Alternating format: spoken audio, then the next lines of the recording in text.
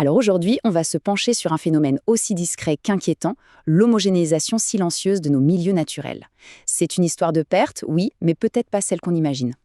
Tout part d'un paradoxe, un truc assez fou en fait. D'un côté, la plupart des gens ont le sentiment que, près de chez eux, la nature se porte plutôt bien. Et de l'autre, on a les scientifiques qui nous parlent d'une crise de la biodiversité sans précédent. Comment est-ce possible d'avoir un tel décalage? Regardez ce chiffre, c'est quand même dingue. 85% des citoyens français pensent que leur environnement local est préservé. C'est un sentiment de sécurité quasi général. Mais, comme on va le voir, ce sentiment est en total décalage avec la réalité du terrain. Alors, où est le piège? Eh bien, le premier indice, et c'est là que ça devient subtil, ce n'est pas la destruction totale. Non. Le vrai problème, ce n'est pas qu'on a des rivières super polluées d'un côté et des rivières super pures de l'autre, c'est qu'elles sont en train de toutes devenir juste moyennes. Et si on regarde les chiffres, c'est flagrant. Prenons l'exemple du Limousin, une région pourtant réputée pour sa nature. On voit que seulement 6% des bassins sont en très bon état. Et à l'autre bout, 13% sont vraiment dégradés. Mais au milieu, on a cette énorme masse de 81% qui sont juste perturbés. C'est ça la nouvelle norme, un immense entre-deux médiocre. Et ce processus, eh bien, il a un nom, la banalisation. C'est vraiment le mot-clé à retenir ici. Il ne s'agit pas de la mort de la nature, mais plutôt de la perte de son caractère unique, de sa richesse. Petit à petit, tout commence à se ressembler, à devenir banal. Pour piger comment ça marche, il faut imaginer qu'il y a deux équipes dans la nature. D'un côté, les spécialistes, les pointus. Pensez à des athlètes de haut niveau, ultra performantes dans leur domaine, mais super fragiles au moindre changement. Et de l'autre côté, les généralistes, de vraies baroudeuses capables de s'adapter à presque n'importe quoi. Et ce qui se passe sur le terrain, c'est une sorte de grand remplacement écologique. Les espèces sensibles, comme le chabot, qui a besoin d'une eau très pure, sont en train de disparaître de régions entières. Et pendant ce temps, les espèces robustes, comme le chevesne, avancent leurs pions et colonisent tout, parce que les conditions moyennes leur conviennent parfaitement. La source qu'on a utilisée résume ça avec une image super parlante. C'est un jeu de chaises musicales. À chaque fois que l'environnement se dégrade un tout petit peu, c'est comme si on enlevait une chaise. Et à la fin, c'est toujours la même qui perd, l'espèce spécialiste. Les trucs, c'est que tout ça, c'est souvent invisible à l'œil nu.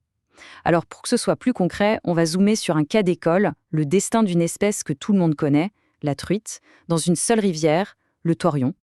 Première chose qu'on observe, la densité. Regardez bien, tout en amont, à la station Rochas, il y a du monde. La population est forte. Mais descendez juste de quelques kilomètres à Banise et hop, 6 fois moins de truites. Encore un peu plus bas, à la Châtre, c'est l'effondrement. Officiellement, l'espèce est toujours présente, mais en réalité, elle est en train de disparaître. Mais le pire, ce n'est peut-être même pas ça. C'est quand on regarde qui compose cette population. En aval, il n'y a quasiment plus de jeunes. C'est une population de vieux qui ne se renouvelle plus. C'est ce qu'on appelle une population zombie. Elle est encore là, mais elle est déjà condamnée. Et ça fait écho à ce que l'écologue Rachel Carson décrivait déjà dans les années 60. Pas de catastrophe visible, pas de mortalité de masse. Juste une lente érosion, une chute des populations, sans extinction officielle, pour l'instant. Bon, la question qu'on se pose tous, c'est mais pourquoi? Qu'est-ce qui est à l'origine de tout ça? On pense tout de suite à la pollution, bien sûr, mais en réalité, les vraies causes sont beaucoup plus profondes, plus systémiques et assez surprenantes. Le premier coupable, en fait, il est dans nos têtes. C'est un biais psychologique que les scientifiques appellent le syndrome de l'amnésie environnementale. L'idée est simple. Chaque génération considère l'état de la nature qu'elle a connu enfant comme l'état normal. On oublie à quel point c'était plus riche avant et on accepte le déclin comme une fatalité. Et la preuve de cette amnésie, elle est là. Noir sur blanc dans nos propres lois. C'est ça qui est fou. Regardez l'évolution des normes de qualité de l'eau. En 1970, pour être très bonne, une eau devait avoir moins de 1 mg de nitrate par litre. Aujourd'hui, on peut aller jusqu'à 10 mg. C'est 10 fois plus. Pour le dire clairement, on n'a pas rendu l'eau plus propre. On a juste décidé d'être moins exigeant. Une rivière qui aurait été jugée polluée dans les années 70 peut aujourd'hui, sans problème, être classée en bon état. On a déplacé les poteaux de butte pour que ça passe. Et le troisième moteur, c'est peut-être le plus contre-intuitif parce qu'il part d'une bonne intention. Voilà comment ça marche. Étape 1, on fixe un objectif unique pour tout le monde, le fameux bon état. Étape 2, logiquement, on met tout l'argent sur les plus mauvais élèves pour les aider à atteindre cet objectif.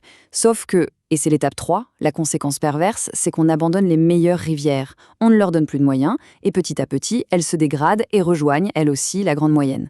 Donc, si on résume, on a un cocktail de 3 forces invisibles qui est à l'œuvre. L'amnésie générationnelle, qui nous fait oublier comment c'était avant, le déplacement des normes, qui rend la dégradation acceptable, et cette tyrannie de l'uniformité qui tire tout le monde vers le milieu, et surtout les meilleurs vers le bas.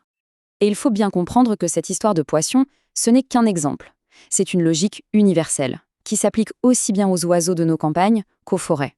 C'est une tendance globale à accepter, et même à organiser, un monde naturel qui est de plus en plus simplifié, uniforme et médiocre.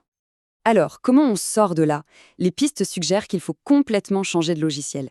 D'abord, arrêter de baisser nos standards et au contraire, viser plus haut.